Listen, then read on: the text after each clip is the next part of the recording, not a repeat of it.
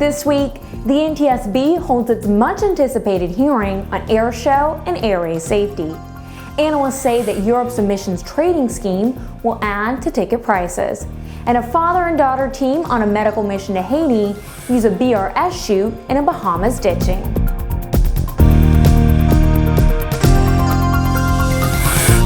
I'm Ashley Hale. Welcome to Airborne on Aero-TV. At the much-anticipated hearing held by the NTSB on Airshow and air safety Tuesday, witnesses made a handful of suggestions for improving safety, while the industry strongly and effectively defended its safety record. FAA Representative John McGraw told the board that he does not think there needs to be major changes in the way air shows and air races are regulated, and that the special medical certificates are not necessary for racers or performers. The Reno Journal-Gazette reported that the president of Airbus Incorporated said that there are currently no standardized requirements for becoming an air boss at an air show or air race. And air show performer Sean Tucker said that the requirements for becoming an air show performer may need to be tightened. NTSB Chair Deborah Hirschman said that the board will be looking into the air boss issue as well as setbacks between an air show performance area or race course and the spectators. Those setbacks have been the same since 1990. Aviation intelligence firm OAG has released a report exploring the implications of the European Union's emissions trading scheme for the aviation industry. Airlines operating flights within Europe become subject to the EU ETS initiative this month. OAG analysis of the ETS calculation process reveals that the knock-on effect of this estimated €3.5 billion cost to the aviation sector could increase passenger fares by up to 5.2% on key long-haul routes. Reuters reports that the Obama administration is considering its options for possible retaliation and is still deciding whether to operate unilaterally or coordinate efforts with other governments opposed to the law. One strategy under review would levy a fee against European airlines who wish to operate within the U.S. The tactic was used effectively in a dispute with Argentina over landing fees, which was recently resolved. The annual migration of a group of young whooping cranes was grounded this year by the FAA. Tom Patton explains. Every winter, a group of pilots with a nonprofit organization called Operation Migration leads a group of juvenile endangered whooping cranes on their annual migration from Wisconsin to Florida. But this year, the flights ran into headwinds in the form of the federal government. They fly in LSA trike, and that created the problem. The FAA raised questions about whether the pilots, who are compensated for their time, were flying, quote, for hire, which is not allowed in LSAs. The inquiry grounded the flights while the issue was sorted out. According to the Washington Post, the FAA issued a waiver allowing the flights to continue this week after more than 1,400 people signed an online petition in support of Operation Migration. The nonprofit leads the flights to imprint the flyway on the young birds, which are hatched in captivity. There are not enough adult birds to lead all the juveniles on the annual trip. Joe Duff of Operation Migration says the birds have taken up just where they left off and are proceeding on to their winter habitat in Florida. For Airborne, I'm Tom Patton. NASA Administrator Charles Bolden met with astronauts from the Apollo program on Monday to discuss the ownership of early space exploration mementos and artifacts. In a statement, Bolden called the meeting with astronauts Jim Lovell, Gene Cernan, Charlie Duke, Rusty Schweikert, and other representatives of former astronauts and agency personnel, quote, good. He said the topics under discussion included how to resolve the misunderstandings and ownership questions regarding flight mementos, such as the Apollo 13 checklist recently sold at auction. That sale is currently on hold while ownership of it and other items is determined. Bolden said in a statement following the meeting that he had hoped for a quick resolution to the issue of who owns various artifacts that have flown into space.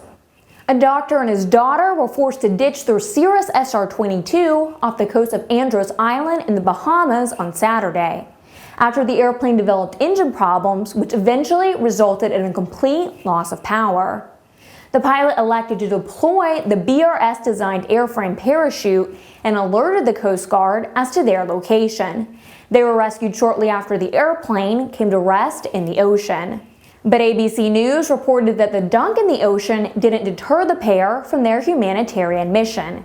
Dr. Richard McLaughlin and his daughter Elaine continued on to Haiti, departing from Nassau, Bahamas at 8:30 local time Monday morning. This time they took a commercial flight. Dr. McLaughlin's interest in Haiti began 2 years ago following the devastating earthquake.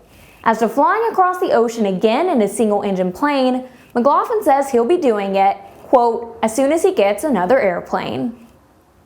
Coming up, Jim Campbell's Barnstorming Commentary takes aim at attorneys passing themselves off as so-called aviation safety experts. You're watching Airborne, more in a moment.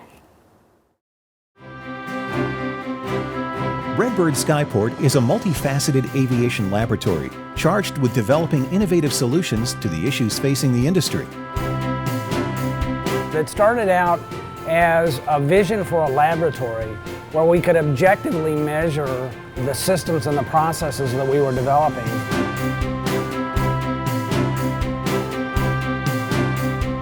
Being able to put some objective measures behind the anecdotal evidence that we have about the value of motion and the application of this technology is very, very important, because until we can objectively measure it and play that data back, we can't design training systems that make the best use of it.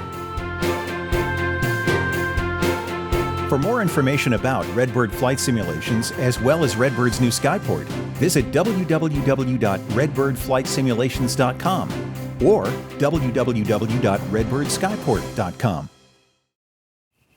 Welcome back. If you'd like to suggest a story for Airborne, Aero-TV, our website or podcast, send us an email to news-spy@aero-news.net. Slovenian aircraft maker Pipistrel says it has launched what is planned to be a global flight of 62,000 miles in its BRS Sw9. The aircraft is derived from the production BRS, but features even further weight reduction techniques to allow it to fly at 30,000 feet, twice the ceiling of the production model, where it will travel at up to 180 miles per hour. Pipistrel representatives told ANN that the aircraft will be in Sebring just a few days before the opening of the LSA Expo, after which he will continue on to Texas and California. The company says if all goes as planned, the round-the-world flight will land back in Malta on March 18th. It's time for this week's Barnstorming Commentary. Well, if you've read the news lately, it seems that a lot of attorneys are being quoted in the general press as aviation safety experts, when in fact they're aviation litigators. And much of their wild and premature speculations about various accidents and associated topics is way off the mark. Well, here's a big surprise. ANN's editor-in-chief Jim Campbell has some problems with that. Thanks, Ashley. I think it's time to get real, folks. We've seen some real interesting things happen over the last couple of weeks that alarm me in no uncertain terms. In this particular case, I'm going to point some fingers at some pretty shoddy journalism among folks in the general media trying to cover very complex aviation topics. Now, I work with these people on a regular basis. We explain a lot of things. We've made ourselves fully available to them. And in the case of one accident in particular that happened in our own backyard, the Bell 206B3, that went down carrying 3 people on a heart transplant mission, we have talked to a number of journalists who are doing the best they can. But for quite a while, and within hours of the crash, a helicopter crash litigator, Gary Robb, was being portrayed as a helicopter safety expert. And in the course of hours, and literally while some of the wreckage was still smoking out just a few miles from here, he made aspersions about the engine, he made aspersions about the center of gravity in this particular flight, he made aspersions to the helicopter being cramped, and that there's a number of instances where the engine simply failed. I mean, come on, please. NTSB is working on it. They're going to be working on it. They're the masters of this. They follow evidence, procedures, rules, and something incredibly insane, facts. Who knew? But the problem is that when we have people postulating things for their own good, trying to get their name out in front of the public so that when somebody finally decides to sue somebody, they choose them and not somebody else, there's something really wrong with it. And it's not objective journalism when you quote a source like that with something to gain. Then we have the Reno accident and the Reno investigations and the associated Airshow investigations that occurred with the NTSB hearings this week. Tony Busby's suing Reno. He's already got clients on that. And he tells people that the folks who are in favor of the continuation of the Reno air races are, quote, absolutely nuts. Yeah, there's an objective resource for you. And then we have Mike Danko, who's trying to portray the air show and air race industry as cowboy operations and people being lulled into a false sense of security. I've been a part of the air show industry for decades. I know it inside and out. I've flown shows, I've worked shows, I've run shows, I've helped shows, I've watched shows. And the fact of the matter is it's an industry that really does try hard to be as safe as it possibly can be. And the record is extraordinarily good. Not perfect, but what is. Folks, life's dangerous. None of us are getting out of it alive. But the devils around every corner, unfortunately, have an attorney in tow. If we're going to be able to look at the hazards we need to face and do so legitimately, authentically, credibly, the last thing we need to be doing is quoting folks with an axe to grind as quote-unquote experts and resources. To the world of real journalism out there, the general media that tries to cover aviation, come on, folks, you can do better than this. And more important, we demand it of you. For the Aero-News Network, Aero-TV, and of course, Airborne, I'm Jim Campbell. There's been another fairly substantial change in the GA world, as HCC Insurance Holdings announced the hiring of Jonathan J. Greenway as president of Avemco Insurance Company, effective this past Monday. Following the announcement, A&N talked with outgoing president Jim Lauerman, who noted that the transition has been under construction for some time. He said it will allow him to remain at Avemco for the next 6 months in order to give Greenway every possible assistance in taking over the aviation insurance juggernaut. In addition to the time he has committed to staying at Avemco, Lauerman said he will remain available to Avemco for another 12 months in a consulting role, after which he admits he might really retire. Well, it's January, and that means that in many places around the world right now, it's darn cold. Well, thankfully it's not here in Florida, but what better way to chase away the winter blues than to start thinking about the summer in Oshkosh, Wisconsin. The show is on the minds of many of the world's top airshow performers who have already given early confirmations to participate at EAA Airventure Oshkosh 2012. Among the highlights for the afternoon airshow lineup is the Aeroshell aerobatic team. Matt Yumkin and his twin Beach, Bob Carlton and the jet sailplane, Sean Tucker and his Pitts, Gene Soucy and his Showcat, and Mike Goulian and his Extra. The show will also feature the return of Kyle Franklin, flying his PA-18 Super Cub in his comedy routine. The week will be capped by the popular night air show and fireworks display, which if you haven't seen it yet, you shouldn't miss it. It's pretty amazing, and A&M will be there to provide its usual extensive coverage. We'll see you at Whitman Field. The Santa Monica NIMBYs are having quite an effect again. The owners of 6 flight schools operating out of Santa Monica Airport in California have offered to voluntarily limit the number of takeoffs and landings during evening and night hours as they come under increasing pressure from state and local governments. The owners of the flight schools jointly signed a letter saying they would not practice touch and goes Monday through Saturday after 2000 Pacific time, November to March. They will also make only one departure and arrival on Sunday after 2000 year-round. The Santa Monica Patch reports that there is already a curfew in effect at the airport. City officials said in a news release that the voluntary reductions offered by the flight schools would reduce the number of flying hours by 15 hours per week during daylight savings time and 21 hours per week during standard time. I'm Ashley Hale, and you're Airborne on Aero-TV. The DFC-90 all-digital attitude-based autopilot delivers significant performance and safety improvements over previous generation systems. Its innovative flight envelope protection guards against autopilot-induced stalls, and the straight and level mode provides one-button recovery from unusual attitudes for an added measure of safety. Immensely popular within the cirrus community, the DFC-90 is now being made available for a growing list of aircraft including Piper Matrix and Mirage, Cessna 182s, and Beech Bonanzas and Barons. Fly with confidence. Fly with DFC-90. Welcome back.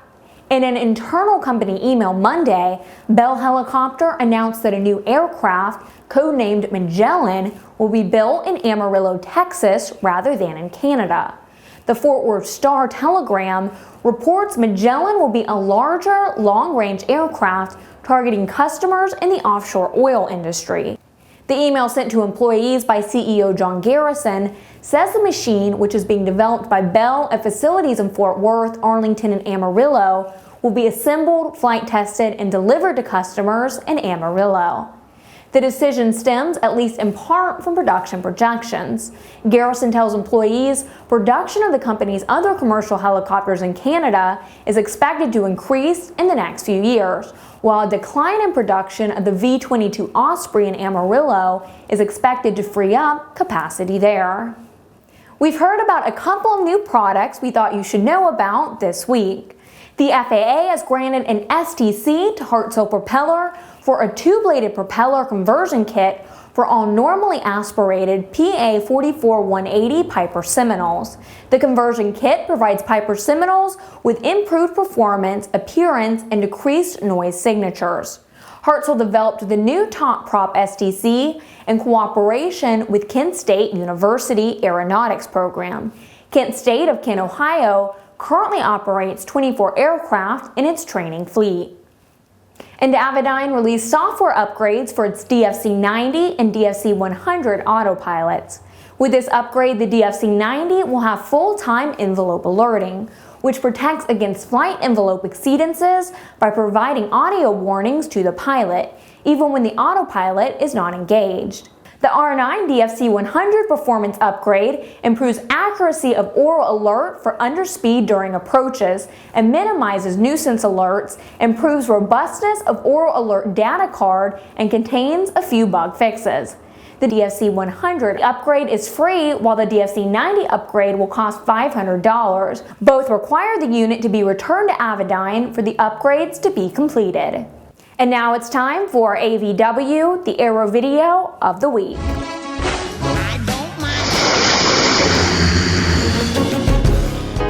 This week, if you've ever wondered what it might be like to land a helicopter on the pitching, heaving deck of a U.S. warship, our AVW for this week may just give you a taste. Shot by Prism Defense, you get not only the deck, but the cockpit perspective of the landing as well. And for you helicopter pilots out there, you can make this landing, right? To find this video, go to YouTube and search for Link Helicopter Operating Limit Development. The full video runs 2:25 in length. And if you have a suggestion for a future AVW, send us a link to news-spy@aero-news.net. Well, we have a late-breaking story from Robinson Helicopter, and all in all, it's pretty good news. Jim Campbell has more. Thanks, Ashley. We've got some late-breaking news for you folks. A few weeks ago, you may remember that we named among a number of companies and entities the most innovative of 2011 list in particular, that Robinson Helicopter was on the list. And boy, were we right. We just didn't know how right we were. We've just been informed that Robinson Helicopter Company, which has been able to boast heretofore that they're the world's leading producer of civil helicopters, is at it again, and as a matter of fact, that title is not likely to change anytime soon. They have doubled their production in 2011 over 2010. The numbers are pretty compelling. In 2011, the company produced 356 helicopters. That's 212 R-44s, 88 R-66s, and 56 R-22s. More than double the 2010 allotment of 162, despite what the economy was doing at the time and even through now. 2012 is even more promising, and while the R-44 remains Robinson's top-selling helicopter, the response to the R-66 Turbine Bird has been awfully strong, and for pretty good reason.